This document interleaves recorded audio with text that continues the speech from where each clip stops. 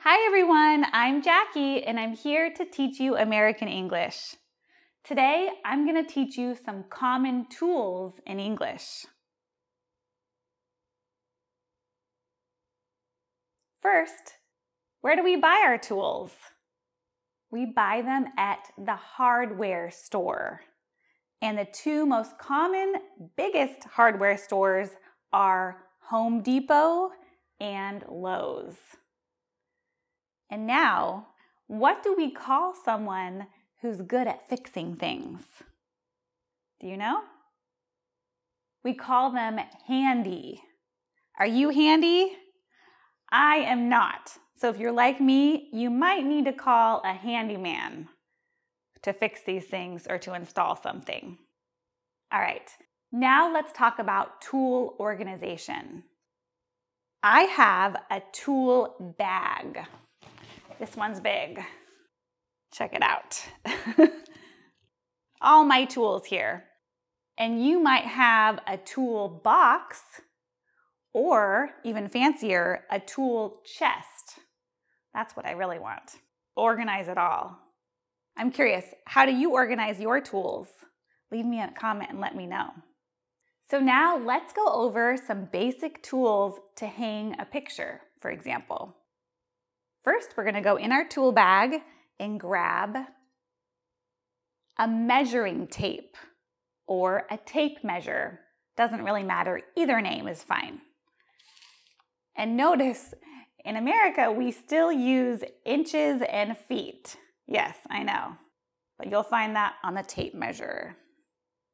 All right, next, we might need a stud finder to check for the stud in the wall.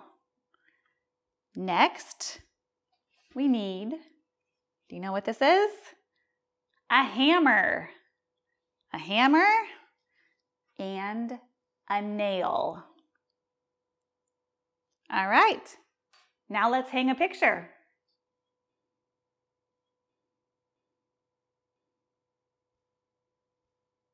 All right, now let's talk about a few tools that you might use for plumbing. First, we have a shiny wrench or an adjustable wrench. That word is hard to say with the R, wrench. And do you know what type of wrench this is? It's called an Allen wrench or a hex key. These are really handy for tightening furniture. You might use pliers or slip joint pliers. And if your toilet is clogged, you might need to use a plunger. This one's kind of gross. Plunger.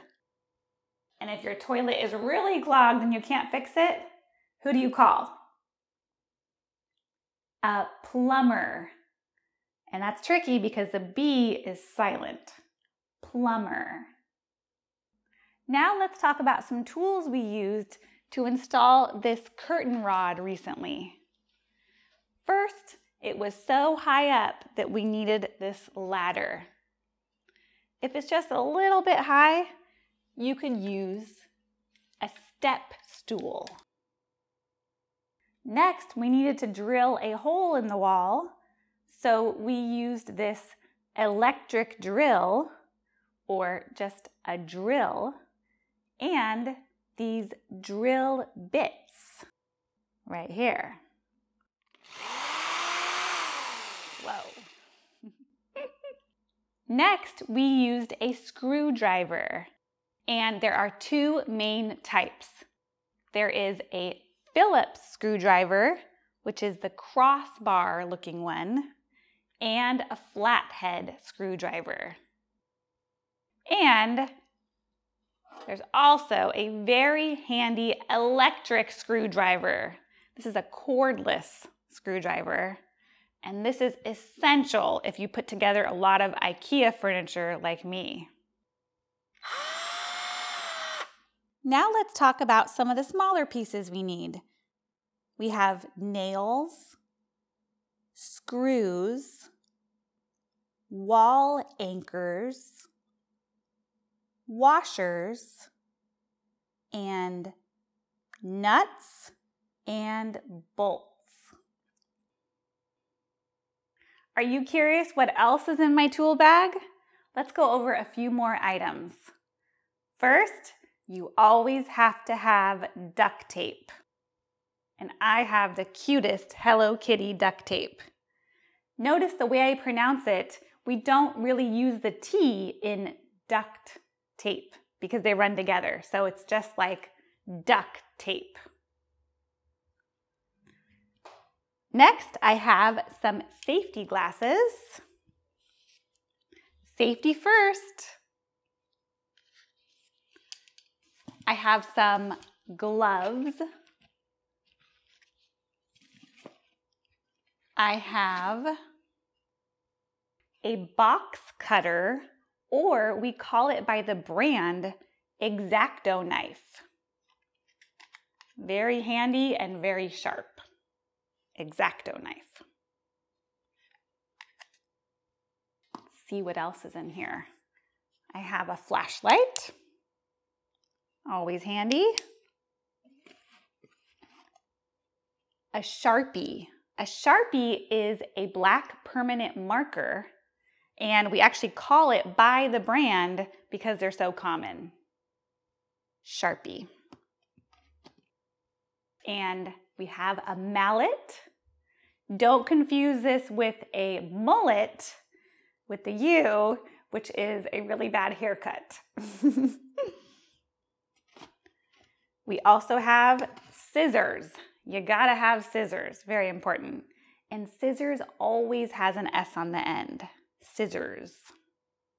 All right, I think that's all. Did you like this format today? Did you learn some new words? Leave me a comment and I'll see you next time. Bye.